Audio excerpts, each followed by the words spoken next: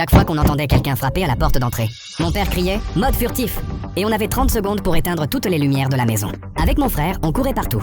On appuyait sur les interrupteurs, on arrachait les prises, on coupait la télé en plein programme pendant qu'un gars dehors tapait à la porte en criant « Je sais que t'es là, mec !» Mon père nous chronométrait. Une fois tout éteint, plus un mot, plus un mouvement.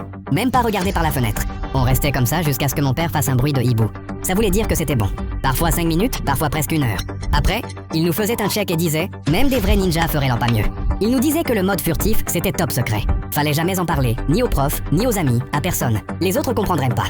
Pendant des années, je l'ai cru. À 8 ans, je lui ai demandé pourquoi on devait autant se cacher. Il a dit qu'un gars relou embêtait notre famille, et que le mode furtif, c'était notre façon de gérer ça.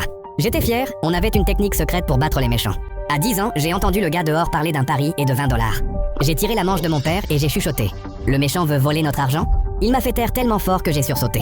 À 12 ans, j'ai cassé la règle, j'ai regardé par le rideau. Et j'ai vu un gars totalement normal, en polo, sur le perron, en train de se frotter le front. Pas du tout un criminel, juste comme un oncle fatigué.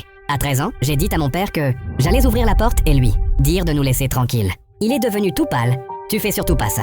C'est là que le mode furtif a arrêté d'être un jeu. Vers 15-16 ans, ça arrivait presque plus, mais quand ça arrivait, mon père jetait un œil par le rideau avec un air coupable. Ma mère, elle, secouait la tête sur le canapé en marmonnant. À 17 ans, j'étais seule à la maison quand j'ai entendu. Je sais que t'es là. Ça fait 12 ans, mec. J'ai ouvert la porte. Le gars a failli tomber en arrière. Un type normal, d'âge moyen, avec un papier froissé à la main. Ah, salut, ton père est là? Je suis son ancien coloc de fac. Il m'a montré le papier.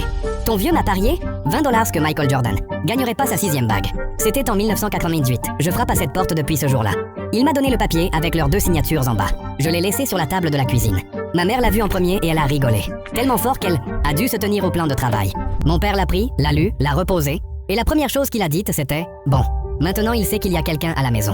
Puis il a éteint la lumière et il s'est caché sous la table. On n'a jamais été en danger. Mon père avait juste perdu un pari à cause du GOAT.